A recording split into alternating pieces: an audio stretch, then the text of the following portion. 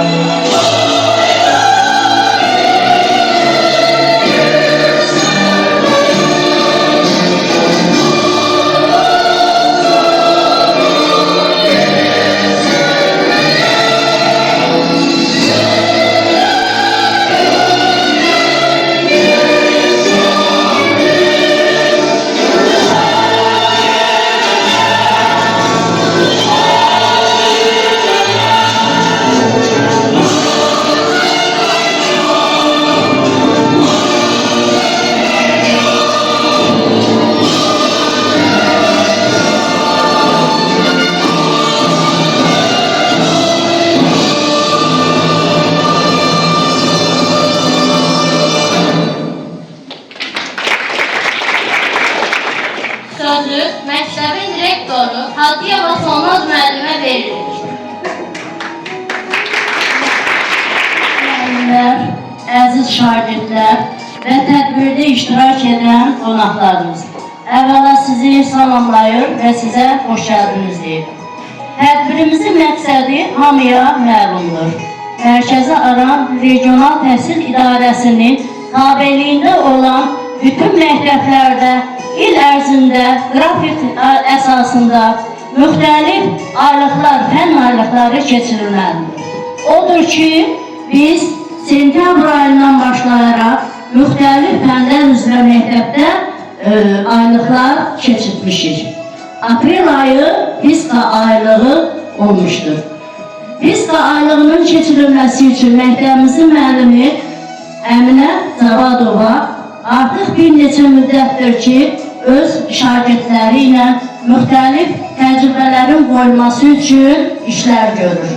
Və bu tədbirin ərsəyə gəlməsi üçün burada əziyyət çəkən şagirdlərimizə və məktəbin fizika müəllimi Əminə müəlliməyə öncədən təşəkkür edirəm və uğurlarının davamlı olmasını arzu edirəm.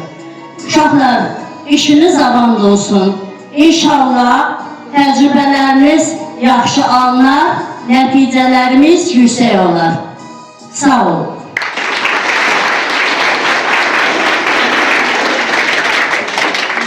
Şəhidlər gözlərimizdən axan yaşdır. Şəhidlər ölməzlik rəmzimizdir. Şəhidlərimiz hər zaman bizim qəlbimizdədir. Onlar ürəklərdə yaşayır və yaşayacaq. Gənc şəhidlərimizi bir dəqiqəlik sükutla yad edək.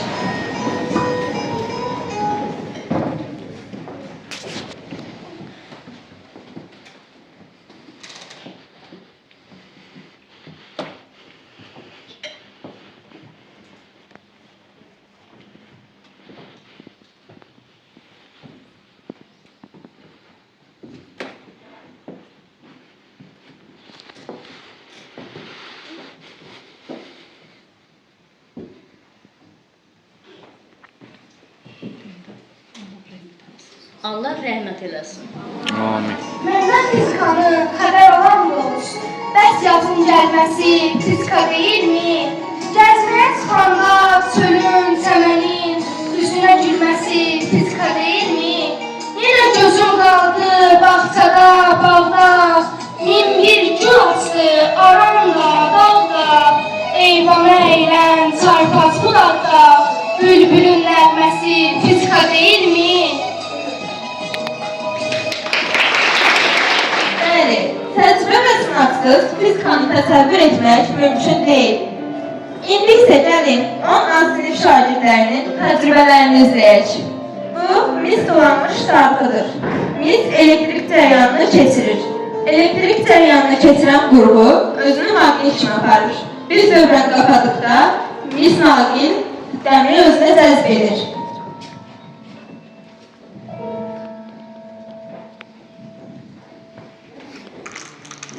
Mis naqili özünü maqnit kimi aparır. Biz bilirik ki, maqnit dəmiri cəzb edir. Buna görə də dövrəni qapadıqda zəng salmağa başlayacaq. Bu bizim məktəbimizdəki zəngin saat sxemidir.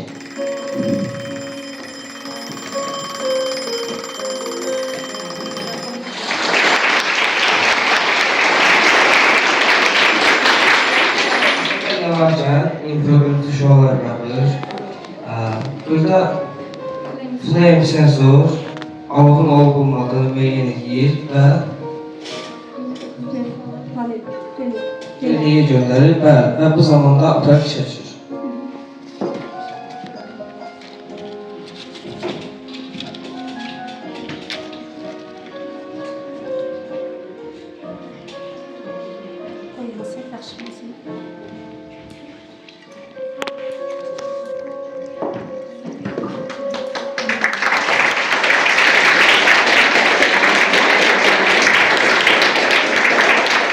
Yalnız söndürən rolunu oynayır. Nəinki bu məktəblərdə, bəzi iş yerlərdə olur. Yəni, qəza zamanı özü söndürür, yəni.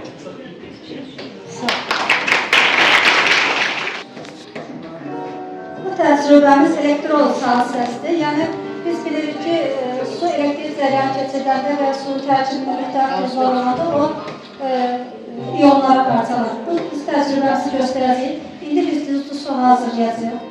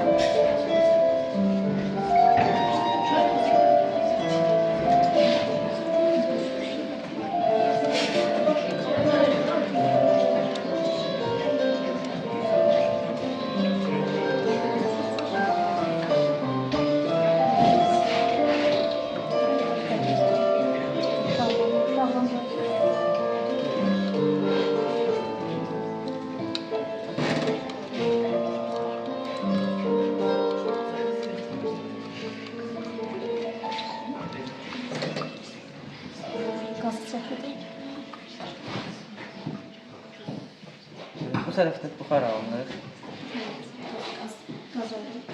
Bu tərəfdə qaz ayrılır. Bir tərəfdə isə qələbə alınır.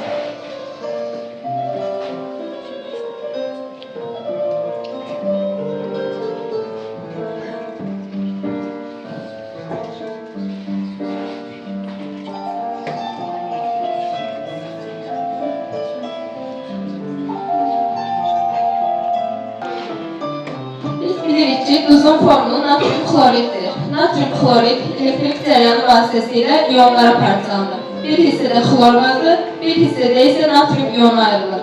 Natrium qələvi metal olduğundan onun məhlulu göy rəngə boyanır.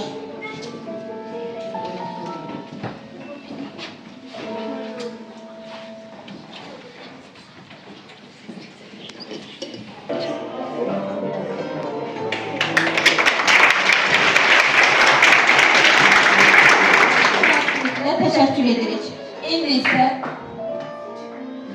İndi isə 9A sinifin təcrübələrini izləyək. Şagirdimiz Hüseynin qurduğu bu sistemdə su enerjisi elektrik enerjisindən çevirən qurğudur.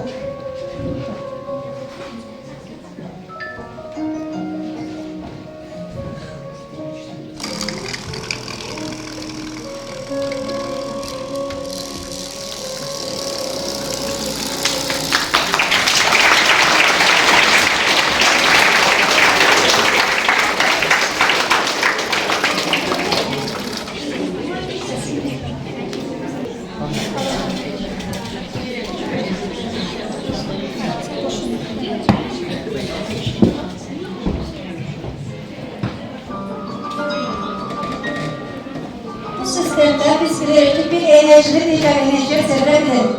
Burada biz elektrik enerjisini mekanik enerjiye, mekanik enerjini ise elektrik enerjisine çeviririk.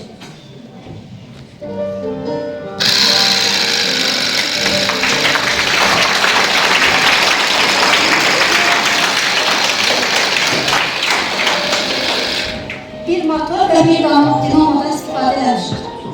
Çok sağ olun.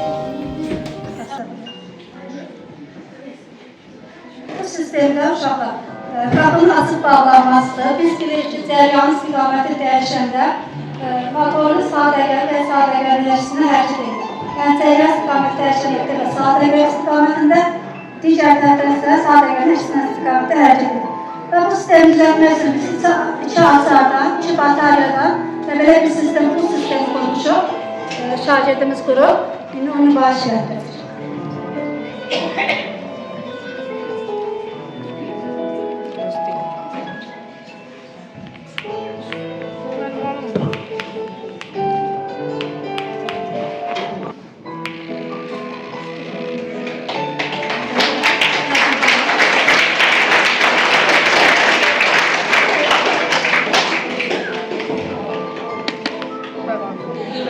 Neft çıxarma təcrübəsi.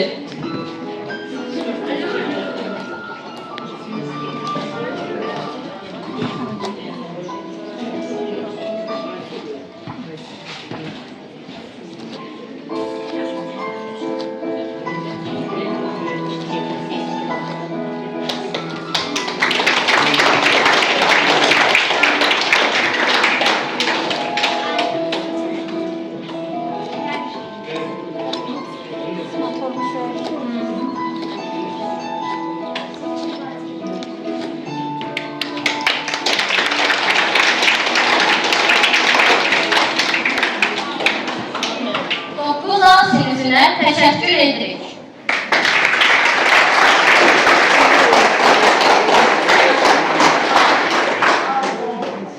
Gəlin, məktəbimizin şagirdindən gözəl bir musiqi dinləyək.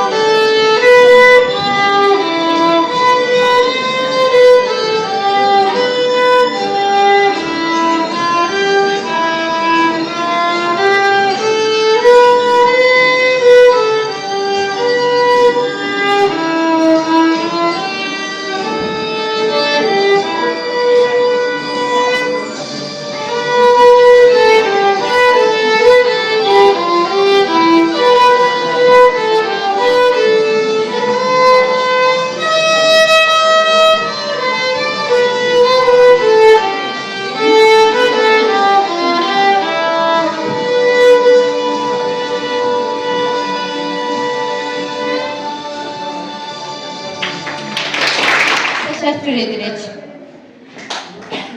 İndi isə gəlin 15 sinfinin təcrübələrini izləyək. Bu suyun dolma dərəcəsini göstərir. Mən burada 3 şeydən, 3 lampadan, bataryadan və transistordan, rezistordan istifadə etmişəm.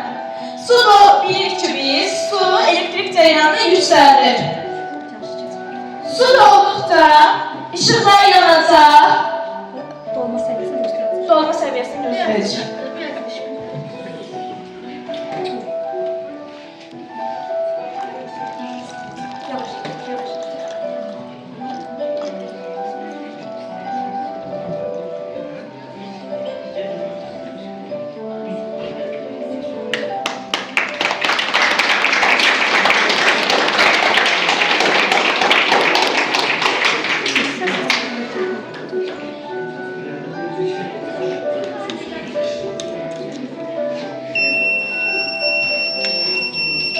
Axırda siqnal səsi. Suyun dolma siqnalizasiyada göstərdim. Bu ER sensor ətrafdakı infraqırmızı şüaları təyin edir. Həm də ətrafa infraqırmızı şüalar göndərir və gələn şüaları qəbul edir. Relay açar kimi işləyir. Həm də əhəmiyyəti odur ki, elektrik şüalarını idarə edə bilir. Elektrik şüası alınan kimi pompa işə düşür.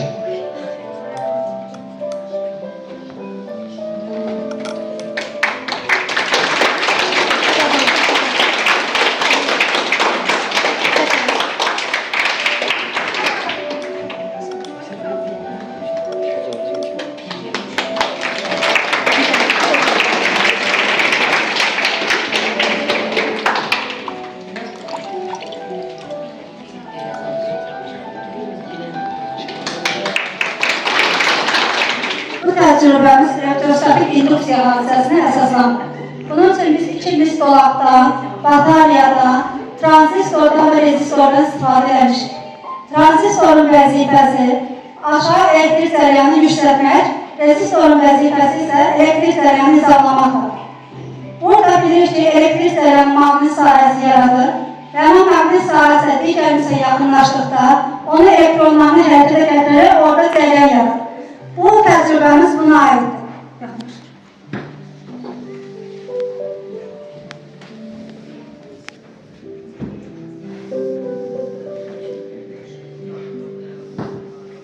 Burada yaxınlaşıb uzaqlaşdırdıqca maqnit sahəsinin dəyişməsi nəticəsində digərimiz heç bir elektrik cərəyanına qoşulmasına baxmayaraq orada da bir cərəyan yaranır və led işıq işıqlanmağa başlayır.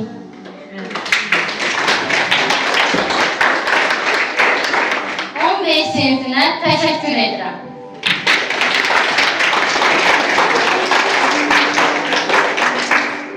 İndi isə gəlin 9B sinif şagirdlərinin təcrübələrini izləyək. Bu bunlardır. Bu sadə karabka və şifrizdən güzel.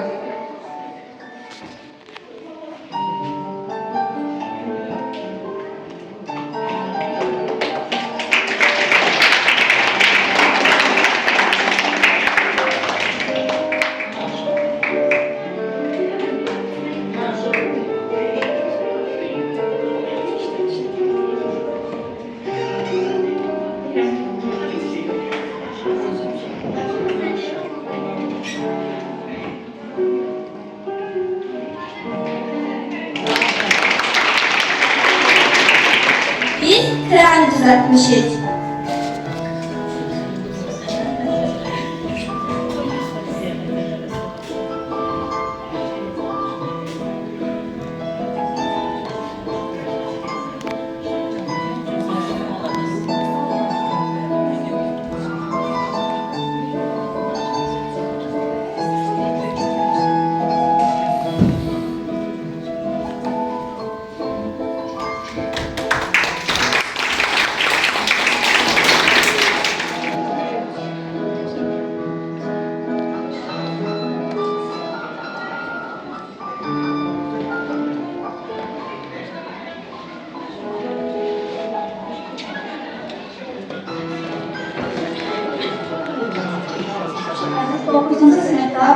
amper qüvvəsinə əsaslanır. Burada biz nal şəkilli maqnitdən və elektrik cəryan keçən tellərdən istifadə eləmişik. Biz bilirik ki, maqnit sahəsinə daxil olmuş cəryan keçən naqlə amper qüvvəsi təsir edir. Həmən cəryan istiqamətini dəyişdikdə amper qüvvəsinin də istiqaməti dəyişir. Əgər cəryanımız müsbətdən mənfiyə gedərsə, bu şəkildə amper qüvvəsi onu içəri doğru çəkəcək. Əgər biz cəryanın istiqamətini dəyişsək,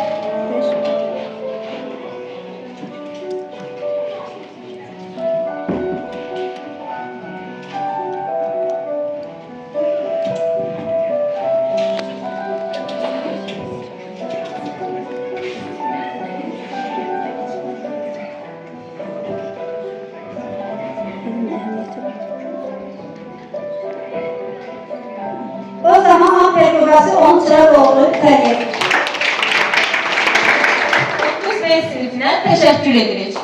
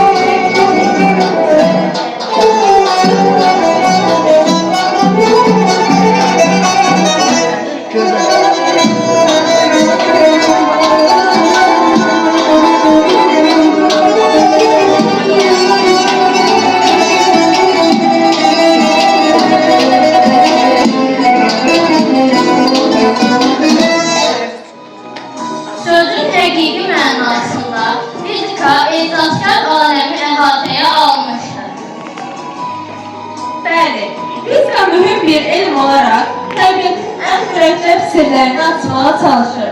Fizikadakı irəliləyişlər çox vaxt yeni texnologiyaların yaradılmasına imkan yaradır. Hər hərəkət bir qanun, hər sükut bir tarazlıq, işıq sürətlə axır, yox duranda azlıq. Newtondan erişdə ilə açılan bu geniş yol, fizika kainatın dilidir, sən də agah ol.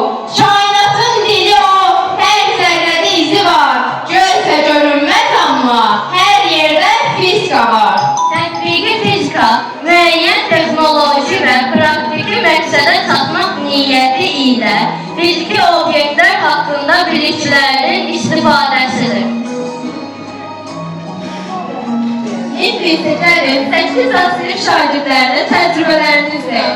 Mexanik, elektrik verdiyi suyun təsiri ilə pərtuzlanır və mexanik enerji elektrik enerjisinə çevrilir.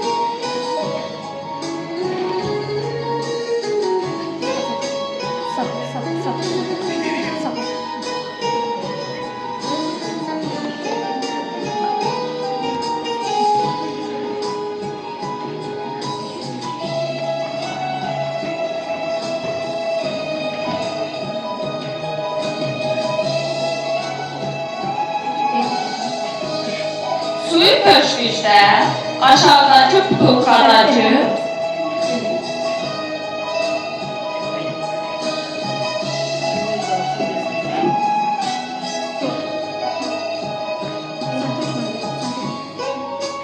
suyu pöşküşdə aşağıdakı butulkadakı havanın sıxlığı, havanın təzyiqi və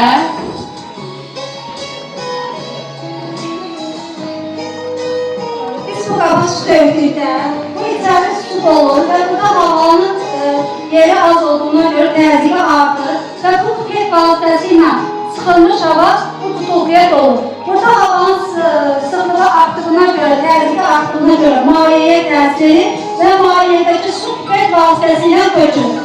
Bu su dövranı adlanır. Bu proses suyu pipetə çatana qədər davam edəcək.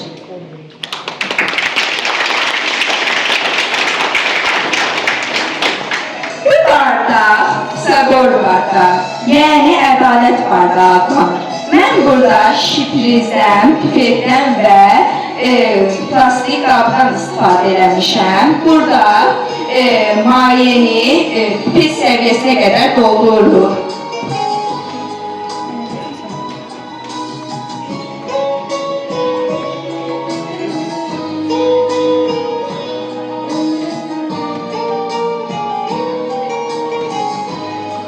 Gördüğünüz kimi heç bir su axmadı, amma yenə pipet səviyyəsini aşdıqdan sonra su boşalacaq.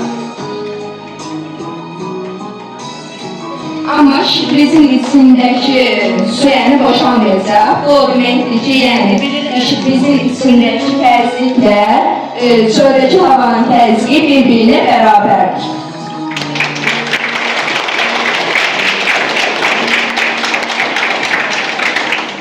Bu elektrik gücünü ölçən cihazdır. Adına elektrosokut deyilir.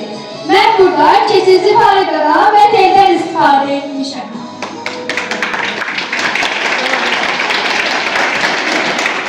Sınıf şagirdlərinə öz təşəkkürlərimizi bildiririk. İndi isə gəlin 7A sinfinin təcrübələrini izləyək. Təcrübələrimiz ağırlıq mərkəzinin dairə üzərinə düşməsinə aiddir.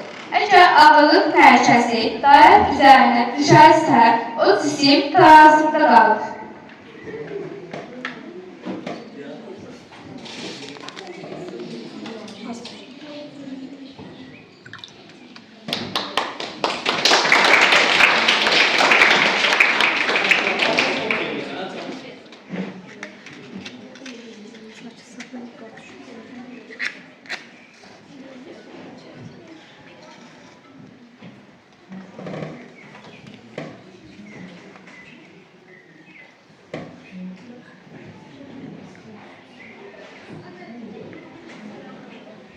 Söndürme kız, ne üstüne atacağım.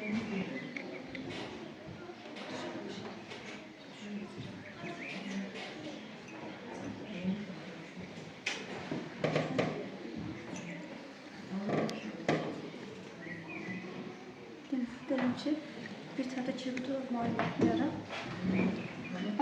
Bir tərəfdə kibrit olmayaraq, baxmayaraq, bu ağırlıqda cismi saxlaya bilir. Təcrübəmiz təzyiqin bayramlasına aiddir. Səhvin təsir sahəsi böyük olarsa təzyiq az, səhvin sahəsi kiçik olarsa təsir azalır.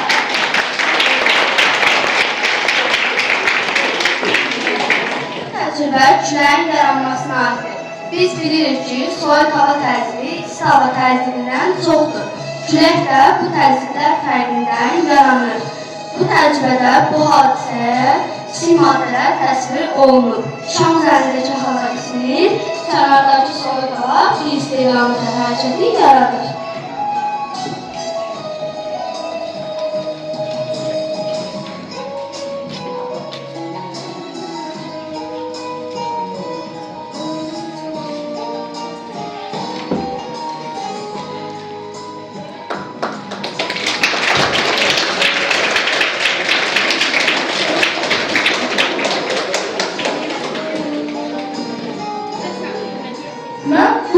təcrübədə quyudan su satmayı yarayan seni düzəltmişəm. Mən burada bir tərəfli şıraqdan, şipizdən və pompadan istifadə etmişəm.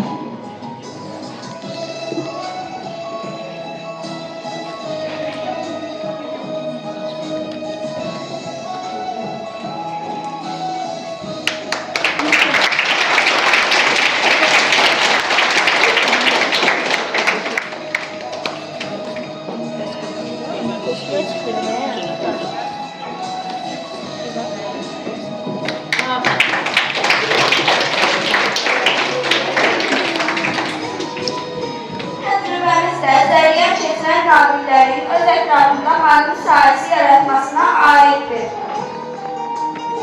Bu maqnit sahəsi aşağıdakı maqnitlə qarşılıqlı təsirdə olur və sarğacı fırladır. Bu da eynən motorun hərəkətidir.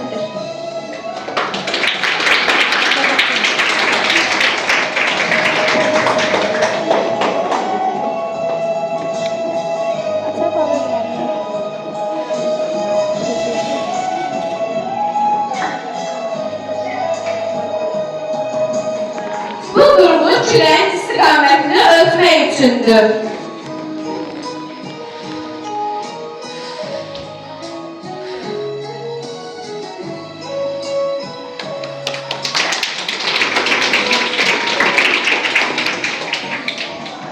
Bu təcrübəmiz cismin elektriklənməsinə aiddir. Dielektrik sürtükdə yüklənmə baş verir və bu elektrokopun induksiyası adlanır.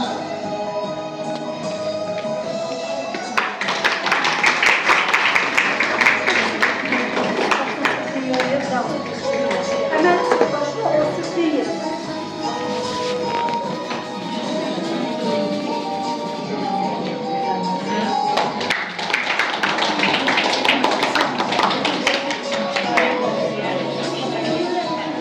Yeddi A sinfinə öz təşəkkürlərimizi bildirir.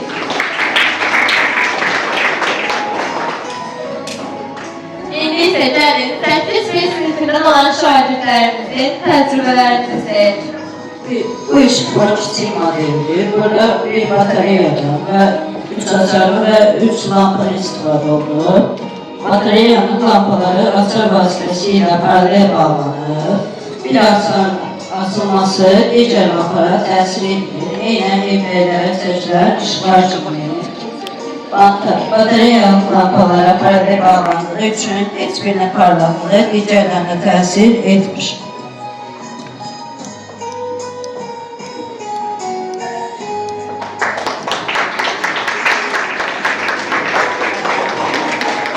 Blok sistemidir. Biz buna məişətdə, sənayedə istifadə edirik. Burada tərpənən və tərpənməz blok sistemi var. Gəlin tərpənməyəni göstərək.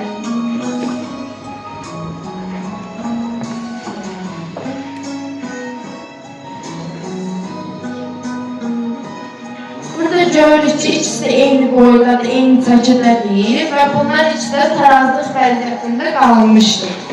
Amma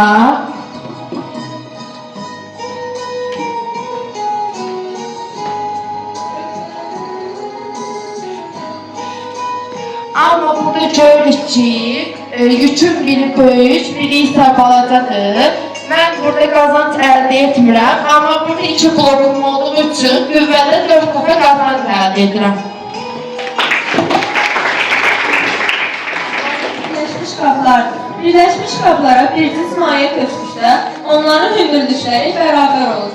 Lakin fərqli mayələr düşdükdə, sıxlıqla hündürlük tərs mütənasib asılı olaraq dəyişir. Bu spirtdir.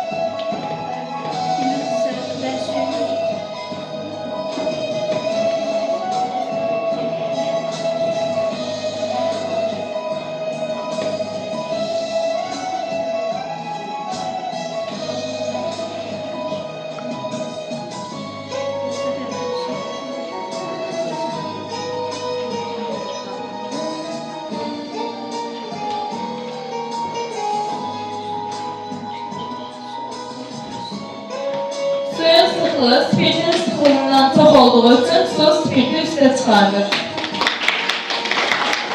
Tədris və sinif şagirdlərinə təşəkkür edirik. İndi isə gəlin 7B sinfinin təcrübələrini izləyək. Mən çubuqlarla motor və bataryadan robot düzəltmişəm.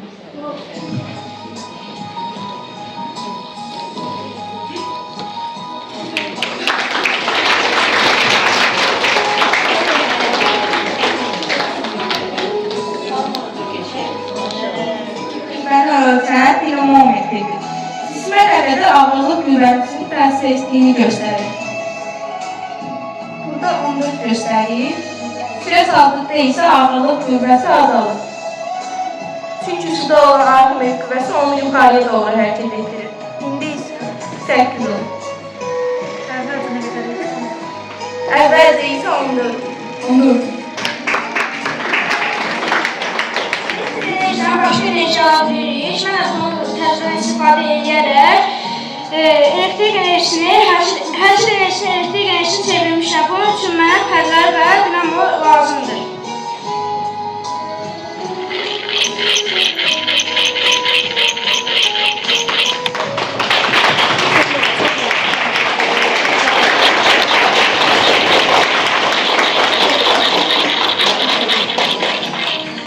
Mən səncə işlətmişəm.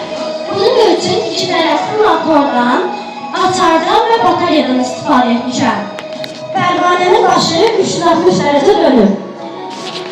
İstilik enerjisini, işıq enerjisini çevirmişəm.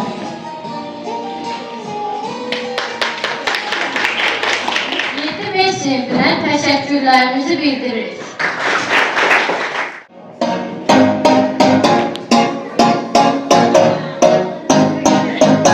You said no, no, no, I said no, no, no, no. You say take me home, I said no, Perignon. You said no, no, no, I said no, no, no, no. No, no, no, no.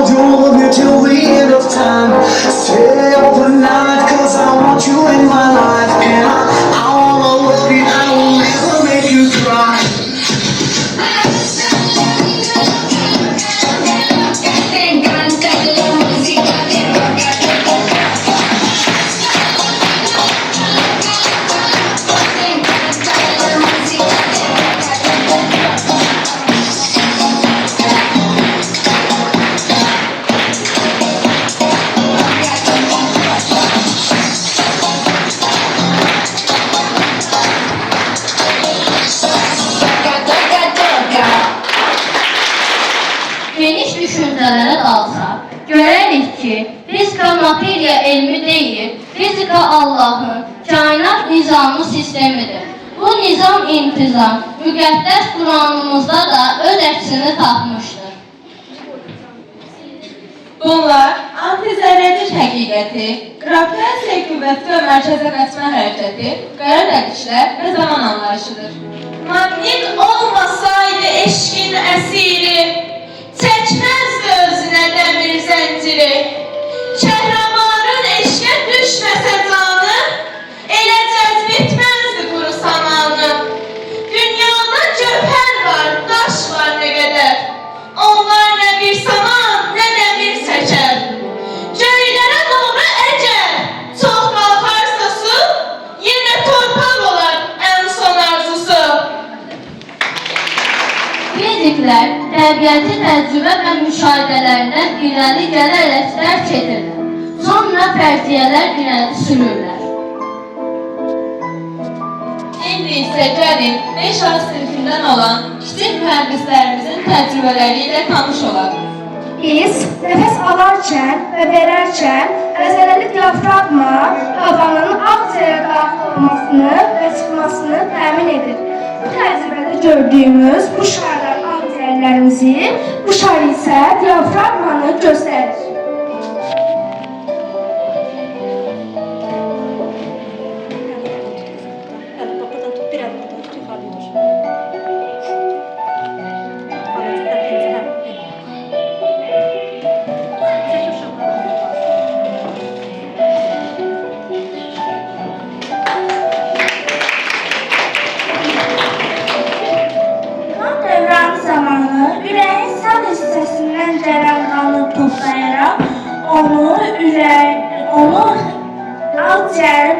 Ağciyərə ötürür. Ürəyin sol hissəsi isə ağciyərlərdən qayıdan qanı toplayıb, bədənin bütün hissələrini ötürərək bədəni qanla təmin edir.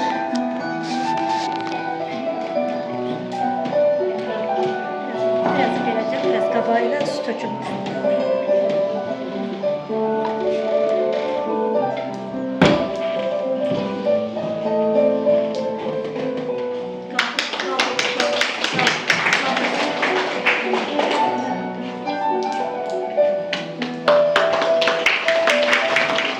Təcrübəmiz havanın təzyiqinə aiddir.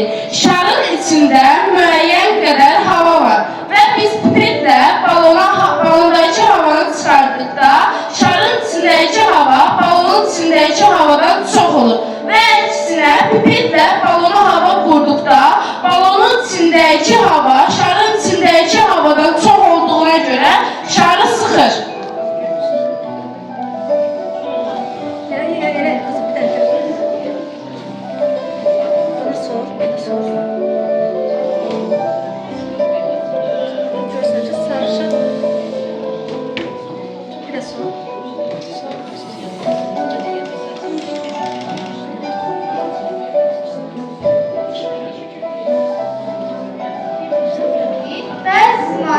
Çəkir, amma bəzi maddələr çəkmir. Məsələn, qızıl, gümüş, birim, bürüt, mis, kalçuk, rezin kimi maddələr çəkmir, amma tərkibində dəmir, polar, nigel və çubuqdan ibarət olan maddələr cəzb olunur. Bu təcrübədə maqnitin dəmir tozunu necə çəkdiyini və ən çox uzlarda ifosunu müşahidə edəcək. Çünki maqnitin maqnit xassəsi uzlarda daha güclü olur.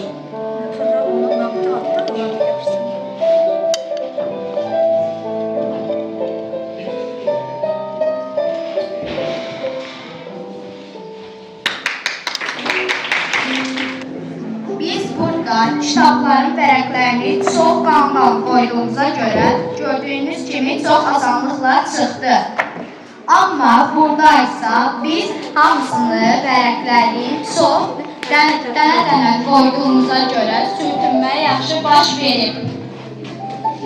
Gördüyünüz kimi çıxmır. İnşaat sinifinə təşəkkür edirik.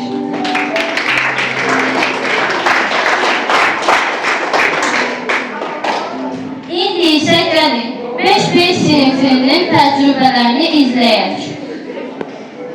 lavandanın kiçik modelidir.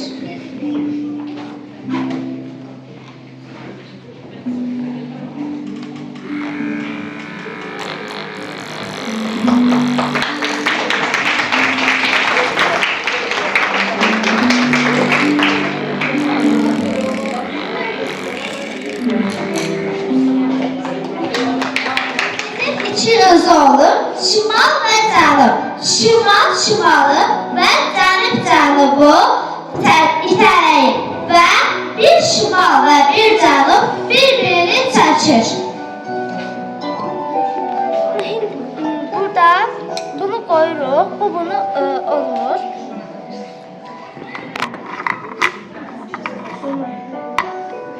Bunu bura koyuruq, bu mağnit bunu çəkmir. Bunu üstüne koyduqda bu düşür.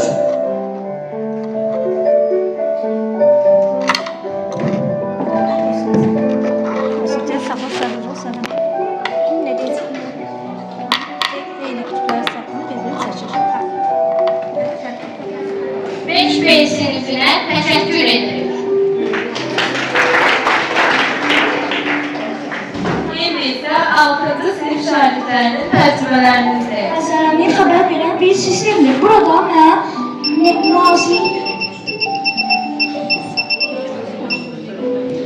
mən nazik dəmirdən, mistildən, bateriyadan və səs siqnalından istifadə etmişəm. Biz deyirik ki, zəlzələ zamanı titrək baş verir və zəlzələ bu işə düşür.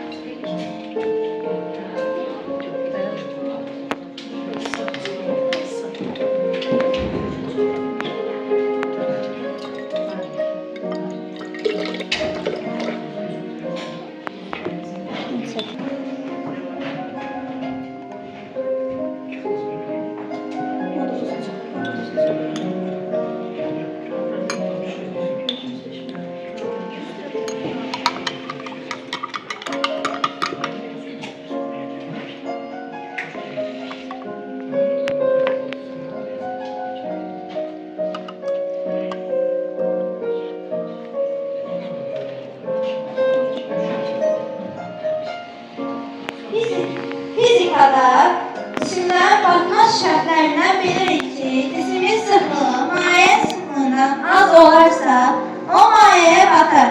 Bərabər olarsa mayenin daxilində üzər. Əgər sıxlığı mayenin sıxlığından az olarsa, mayenin üzərində qalar. Və biz bu mayenin sıxlığını duz qatmaqla dəyişdirə bilərik. Birinci qabda adi sudur və yumurtanın sıxlığı suyun sıxlığından çox olduğu üçün o suya batır. İkinci qabda duzlu sudur. Duz suyun sıxlığını artırdığı üçün yumurta suyun üzərində qalır. Üçüncü qabda isə alt hissə duzlu, üst hissə adi sudur.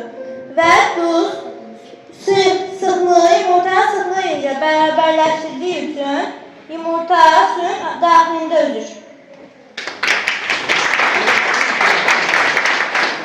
Bu qabın içində turşu var. Bu turşunu alüminium folqa ilə reaksiyası nəticəsində alüminium xlorid turşusu alınacaq. Bundan sonra da hidrogen qazı ayrılacaq. Bu hidrogen qazından görə də şar şişməyə başlayacaq və hidrogen qazının sıxlığı havanın sıxlığından az olduğu üçün havada uçacaq.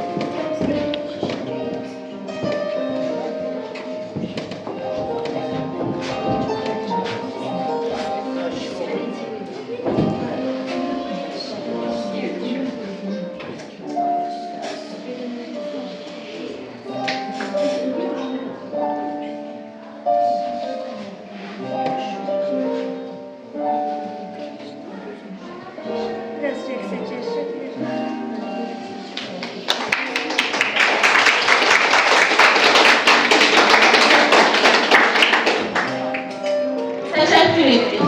İndi isə gözəl bir rəqs izləyək.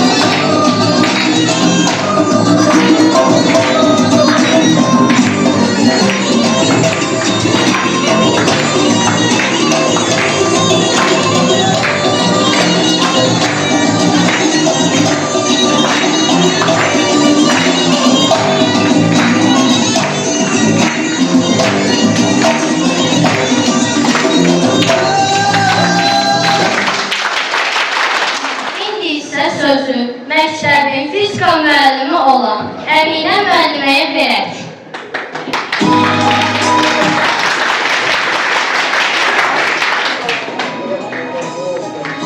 Öz növbətdə tədbirdə iştirak edən və tədbirin baş tutmasını əziyyət edən hər bir kəsə təşəkkür edirəm. Minnətdaram. Dəyərli vaxtınızı bizim üçün ayırdığınız üçün.